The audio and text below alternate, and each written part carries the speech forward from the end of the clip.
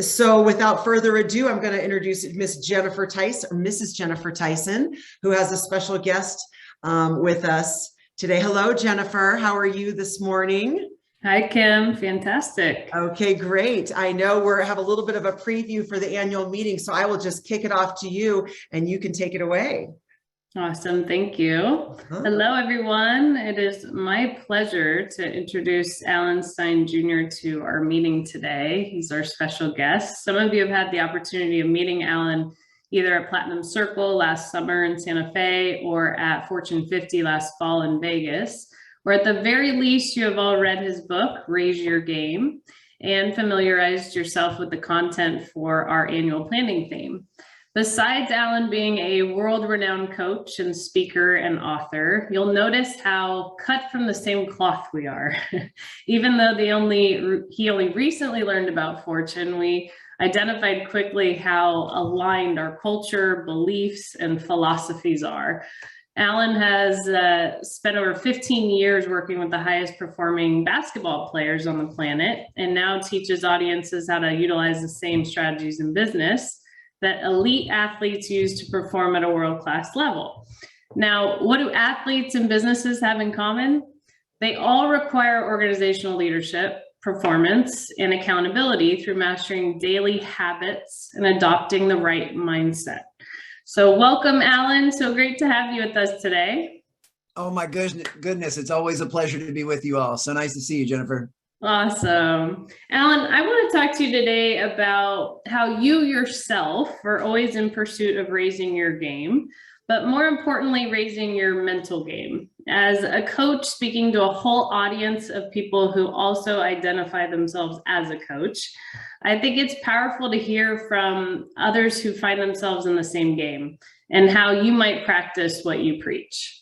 So being that it is the new year, and it's always a great time to view it as a new beginning or a reset button, a time for self-reflection, you talk a lot about self-awareness in your teachings and the ability to do a self-audit on your belief system, your habits, and your behaviors. These are the things we teach day in and day out at Fortune. But can you share the importance for us as coaches to routinely do these on ourselves, and maybe even how we have to recruit some help of others around us to complete this like self-awareness audit that you talk about? Be happy to do that. And, you know, a couple things that jump to mind immediately, which you kind of just unconsciously teed up so insightfully and beautifully is, you know, if you want to improve your team or you want to improve those around you, the very first step is improving yourself. And I'm also a huge believer that if you're going to expect something of others, then you have to expect it of yourself and you have to model it for those around you. And self-awareness is absolutely the epicenter of all of that. From my own standpoint, not only am I very intentional and purposeful about making time every day to be introspective and kind of self-reflect, but I really insulate myself with a small group of people, an inner circle, if you will, a personal board of directors that constantly help me see things that I can't quite see. You know, a friend of mine says you can't see the picture when you're inside the frame, and I find that to be so true. You know, we go through our lives and we only see the world through our own lens, which we have to recognize will always be biased based on our surroundings, based on our upbringing, based on our, you know, different belief systems. We're always going to see the world that way. And the more we can insulate ourselves with people that can help us see some other perspectives and other vantage points, but can also hold us accountable to making sure our own beliefs and behaviors are in perfect alignment, I think is a necessity. So, you know, none of us live on an island.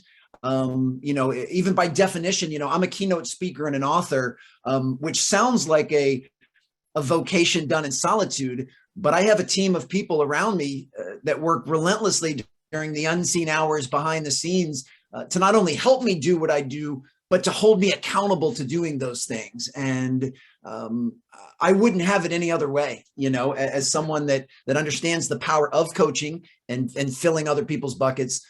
I want to surround myself with people that are constantly doing that for me. And it always starts with self-awareness.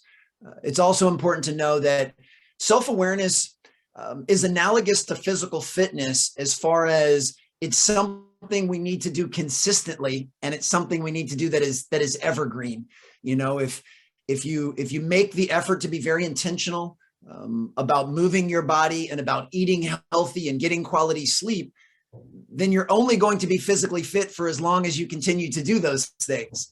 The moment you decide to stop working out, stop eating clean, and stop getting sleep, your physical fitness will start to deteriorate. And it's the same thing with self-awareness. Self-awareness is not something that you arrive at. It is a constant pursuit. It is a constant journey.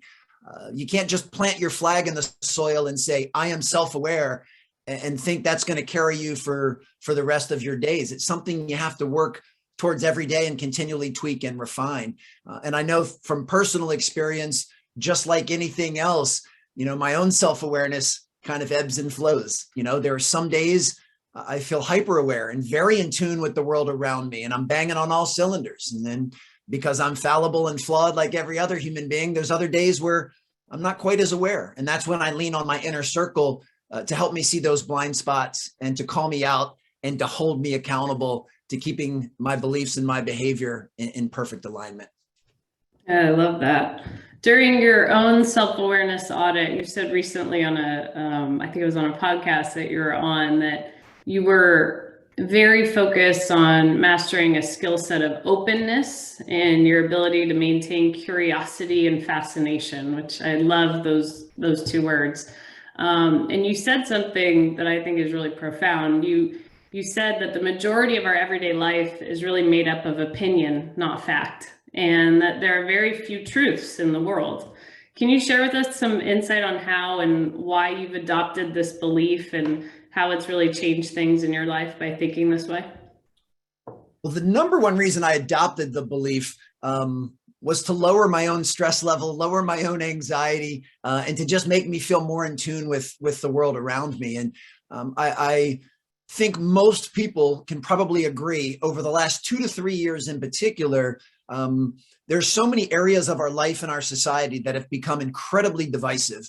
Whether it's your opinion on how to handle the pandemic, or it's your political opinion or beliefs, or anything in between, a lot of what gets highlighted are the differences that we have. And it's been my experience that if I can kind of step outside of that and look at it through an unbiased lens to the best of my ability, that most of the things that people tend to argue about, whether it's in person or on social media, are just perspectives and opinions. It's not really facts. I've never heard two people at a coffee shop in an argument over gravity. We've all pretty much unanimously agreed if you go to the top of a building and you step off the ledge, you're going to splat on the ground. There's not much argument there. That is a fact and it's indisputable. But most of the other stuff that people tend to disagree on are just perspectives and their opinions.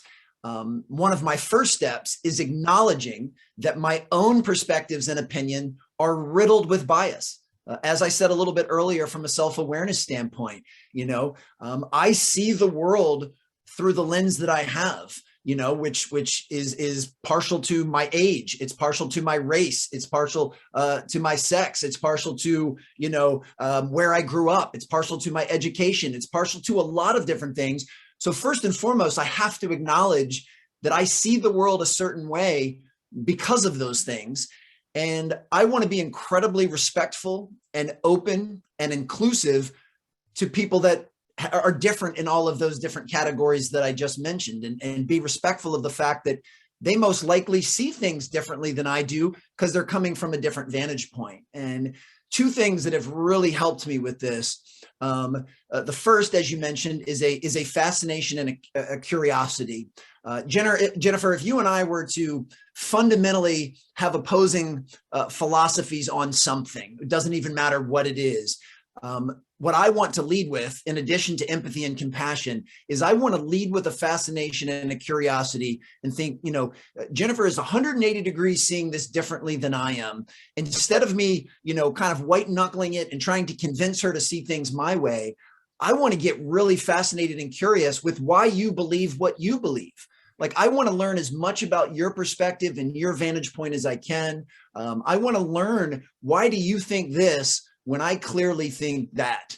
And I find that doing so, first of all, it opens me up to learn something new, to be educated. But I've also found it's an incredibly helpful unconscious connection tool, that if I'm not trying to debate you or convince you or make you feel like you're wrong, but instead simply say, I'd love to learn more about your position or your perspective on this. It's an unconscious connective tool. And this doesn't mean that at the end of the conversation, we have to agree. We can still respectfully see things differently and do so with mutual appreciation and civility.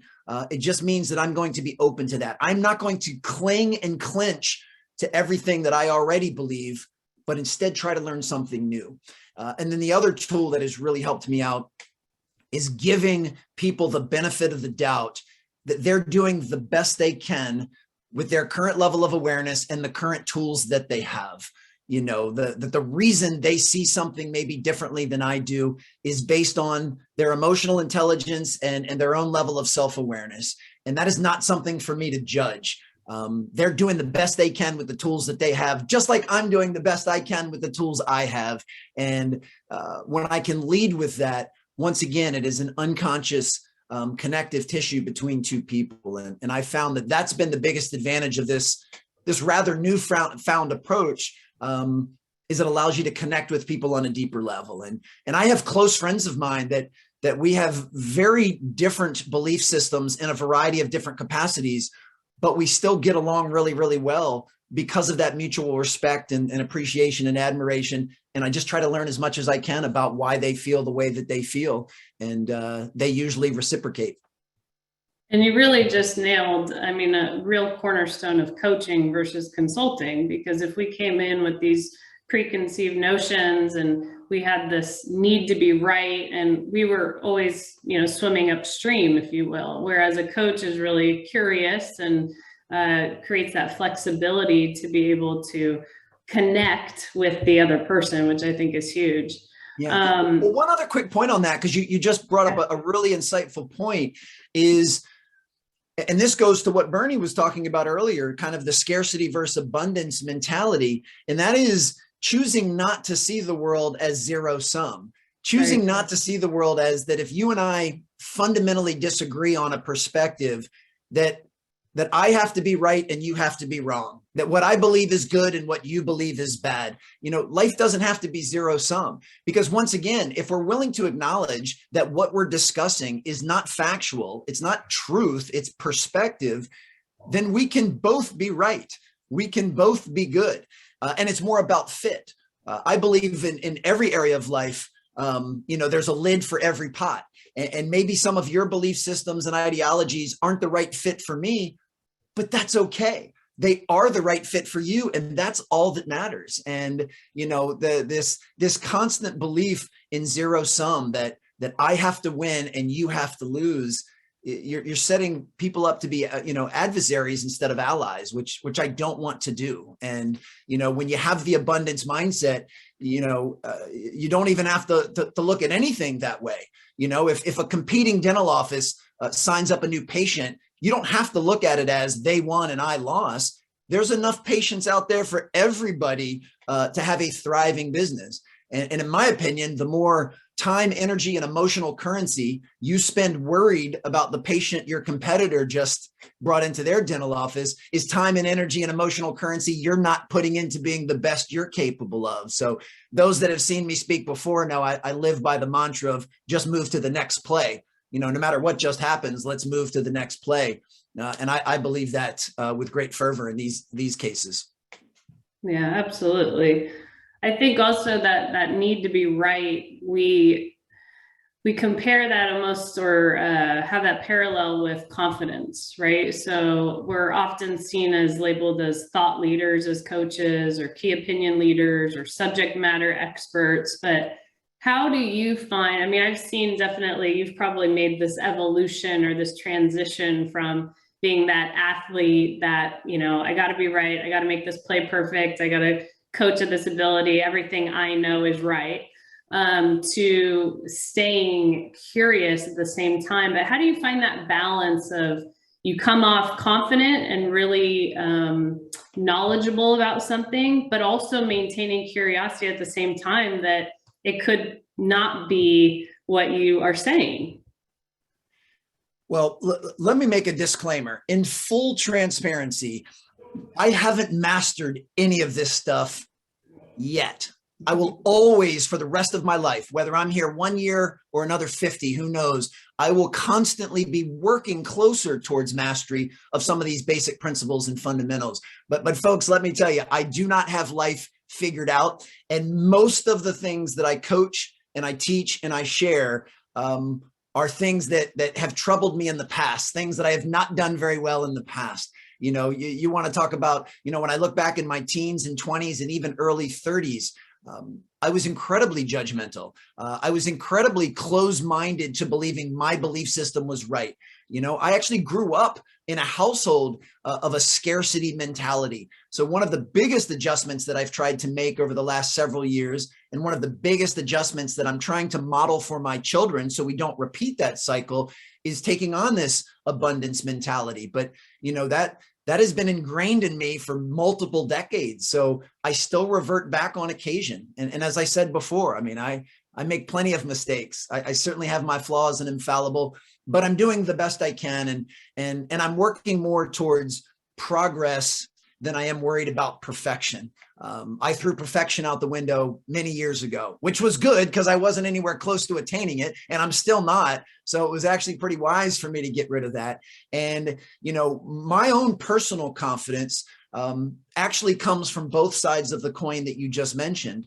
I'm confident in my awareness that I know what I know, but I also know the things that I don't know as well. Now, obviously, I can't see my own blind spots. That's why they're blind spots, but I've already put a system in place for people to help me with those.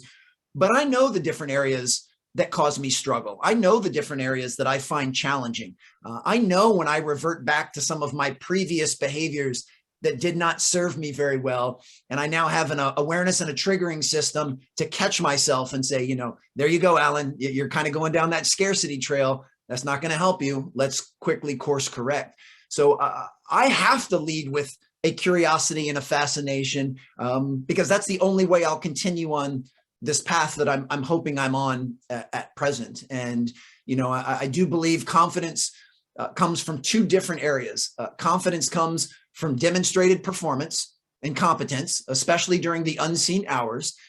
The reason I'm confident when I get on stage, and the reason I'll be confident when I step on the stage in Miami, is because I've put in the work to be prepared. I will have put in the work to customize a presentation and be there in full service of everyone at Fortune Management. And I will be there as my best self to be genuine and authentic and deliver what I hope will, you know, really hit the mark for you all. So when I've done all of that preparation leading up to that, then I don't have anything to worry about. All I have to do is show up and be present and be in service of your audience, and the chips will fall where they may. And so demonstrated performance in the unseen hours is part of confidence. And then the other part of confidence, and this is one that I've really had to work on personally, is the little voice in our head, is the self-talk and the narrative that we're constantly telling ourselves. And for many years of my life, I was very, very self-critical. I would highlight things that I wasn't doing well, and then I'd make the colossal mistake of piling shame and guilt on top of those things, which then only made them 10 times worse. So one of the things that has actually helped with my confidence is just learning to let go and say, hey, I'm not perfect. I'm going to make mistakes. I know I'm fallible. I'm going to do the best I can. I'm going to have really solid intentions for the work that I do. But what I'm going to do is give myself some grace and some compassion that if I'm not, you know, if I don't knock it out of the park in every single thing that I do, that's okay. You know, learn from that and use that as fuel moving forward.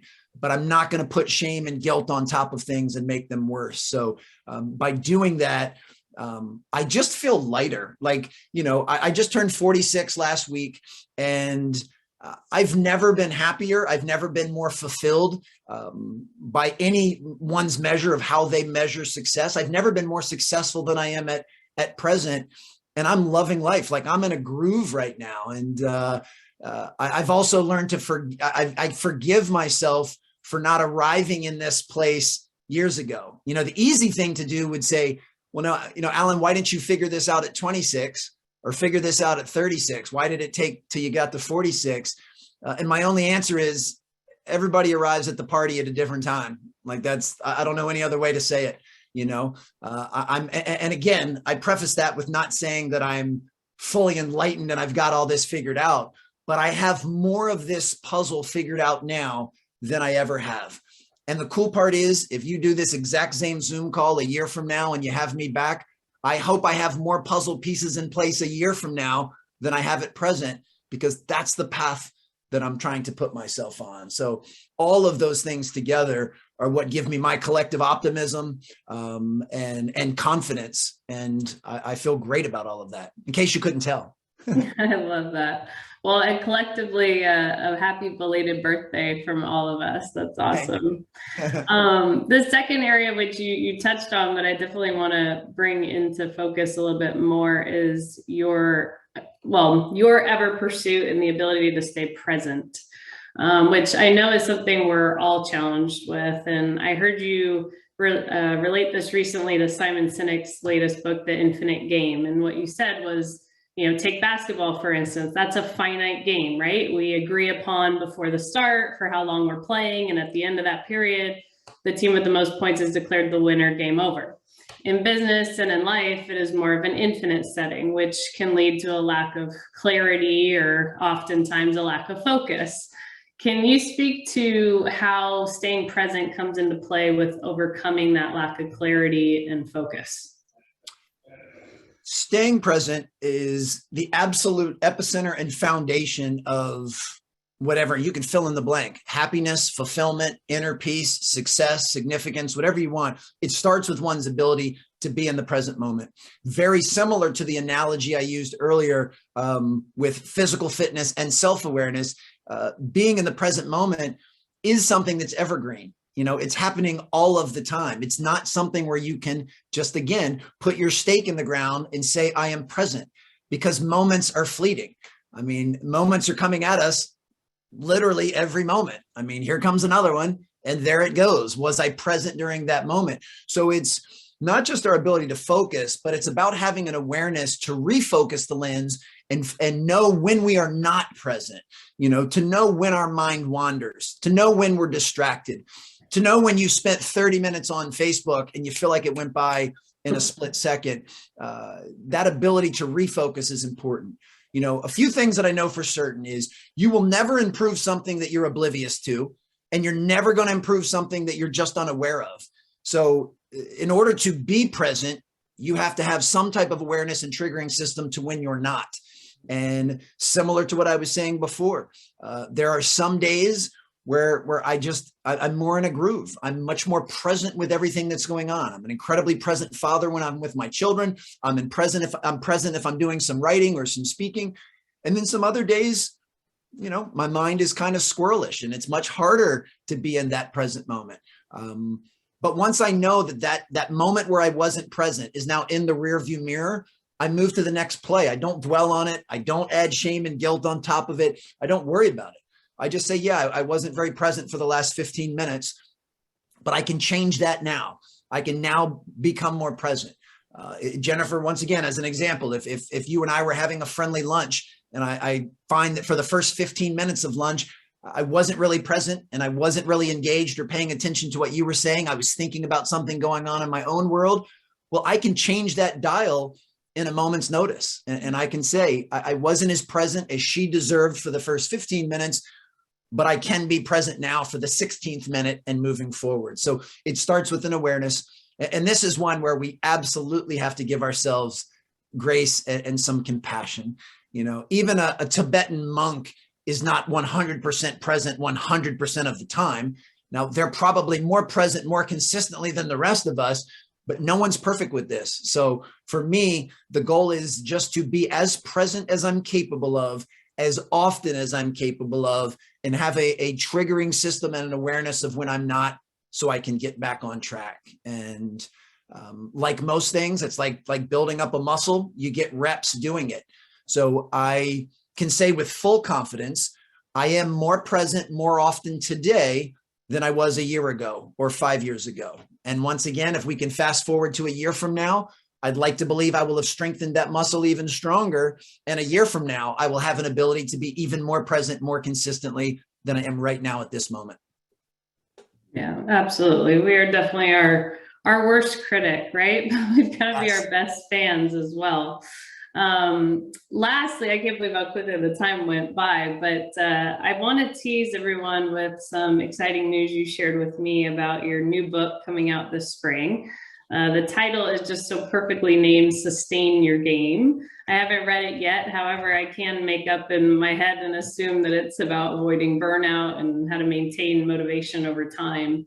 What can you share with us about this topic that can help our coaches and our clients with this topic? Because I know this is something that I'm seeing in a lot of my clients' lives. And honestly, I probably felt at some point too over the last 24 months. I mean, it's just been go, go, go, go, go. And, we have this incredible momentum, which Bernie talked about earlier, but it's like, how do you avoid that burnout, and how do you keep mastering or in pursuit of mastery these mindsets?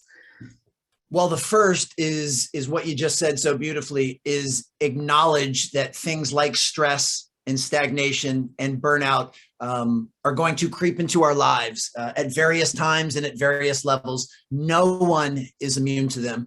No matter how much you love your work, or no matter how much purpose you feel in your calling and your why, those things can still creep into any of our lives. And it's important to acknowledge that it's okay to not be okay. If you're going to have any attempt at reducing stress or breaking through stagnation or beating burnout, you first have to acknowledge that they exist, and you have to be aware of them. I said it a couple of minutes ago, but I'll say it again because it bears repeating. You will never fix something you're oblivious to, and you will never improve something you're unaware of. So pretending that you're not stressed or stagnating or burnt out is not going to put you on the path to improving those things. Acknowledging it will, and looking in the mirror will. And that's really the lens at which I chose to look at things for this follow-up book, was how and what systems do we have in place to best manage stress in the short term?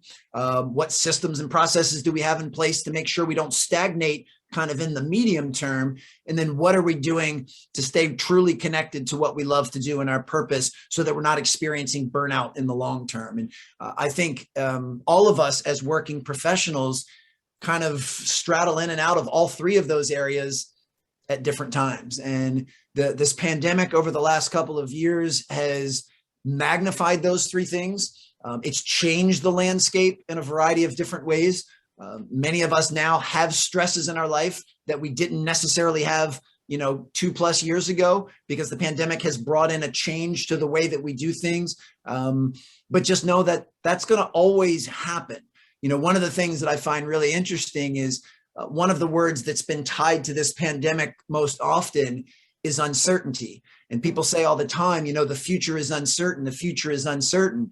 And I say this with a huge smile, not with an ounce of judgment. The future has always been uncertain. This is nothing new to the pandemic. There's not a single human being on the earth that has ever been able to accurately predict the future, ever. The future, none of us know exactly what tomorrow is going to hold, much less a month from now or a year from now. But I think prior to the pandemic, many people were lulled into this false belief that things are secure, that I know what's going to happen tomorrow. But we've never known. And this pandemic has just kind of shook things up to the point where we all realize that. So part of what I do is just accept that. I don't try to resist it, and I don't try to fight it. I accept the fact that I don't know what tomorrow is going to look like. I don't know what next month or next year is going to look like. Now, with that said, I still prepare and I still do things to make sure that tomorrow I will be my best self for whatever is on my calendar. But I don't predict whether or not the flight I have to take tomorrow is going to be on time, or whether it's going to be delayed or canceled. I don't predict when I step on stage, is everything going to work, or are the lights going to cut out, or the microphone going to cut out? I don't control any of that. And I've learned to accept that. And part of my confidence comes with the belief that if any of those things were to arise or happen, I have the wherewithal to just deal with them when they do. So I don't spend any time worried about a future that hasn't happened yet and worry about what might happen. I just have the confidence in knowing if I get thrown a monkey wrench in anything I'm doing, I'll just deal with it the best I can and just keep on trucking. And that's, that's ultimately what one of the core central themes of the book is having an acceptance with what's going on, focus on the things that we have control over, and then putting systems in place to improve our stress and stagnation and burnout. I love, you've said that before, that the future is merely hypothetical. And if we're going to make shit up, we might as well make good shit up, right? Absolutely. Yeah. I mean, why not? I mean, yeah, we have no idea that's what's fascinating to me is the future is literally just a mental construct. It is always hypothetical. It only exists in our language. So if we have the choice of thinking tomorrow is going to go really great or tomorrow is going to really suck, we don't know if either one of those is true. So the optimist in me says, why not just assume tomorrow is going to be awesome? And if for any reason it's not, I'll deal with it then, but I don't need to suffer twice. And, that happens all of the time. I probably, like a lot of middle-aged men that are in my demographic, I don't love going to the doctor. I don't like going in for checkups. Like, I try to take care of myself, but if you told me I had a doctor's appointment at the end of this month, it would actually heighten my anxiety. Like, I would be a little stressed out about that. And what I've learned is if I have a doctor's appointment Friday, that is going to take place. No amount of worry that I put into it between now and Friday is going to change that. So what I can do is decide, do I want to suffer all week and be worried, stressed, and anxious and still have to go to the doctor? Or can I just accept the fact that's what I have to do and only suffer on Friday when I go there? So there's no reason to suffer twice, and there's no reason to suffer more often. And, let me also say this, and if you've seen me speak, you've heard me say this before. I know that all of these things that I'm sharing right now are very basic in principle, but none of this stuff is easy. Jennifer, if you told me I have a doctor's appointment on Friday, it would not be easy for me to remove my anxiety and not suffer throughout the week. That would be a challenge, but at least it'd be something I'm aware of. And I would just say, yeah, it sucks, but you got to go to the doctor on Friday. Let's not worry about it until you get there. And more often than not, the worry that I would have put into it would be way worse than whatever it was I was going to experience when I got there anyway. I mean, 9 times out of 10, in this case, if I left the doctor's office, I would think, I'm glad that's over because I don't enjoy it, but it wasn't as bad as I thought it was going to be. I mean, I can't tell you how many times I've had that thought in my mind, but that really wasn't that bad. So why spend a whole week stressed and anxious and worried about something that probably won't even be as bad as you think? But that's not easy to do. And I am thankful I don't have a doctor's appointment on Friday. Well, I'll end with that, practice doesn't always make perfect, but it certainly does make permanent. And Yes. We've got to be really cautious about the things that we're practicing every day. And that's what I am just so looking forward to our annual meeting every year, is because that's our time as coaches to really get into perspective and start practicing the habits that we want to make permanent in our lives.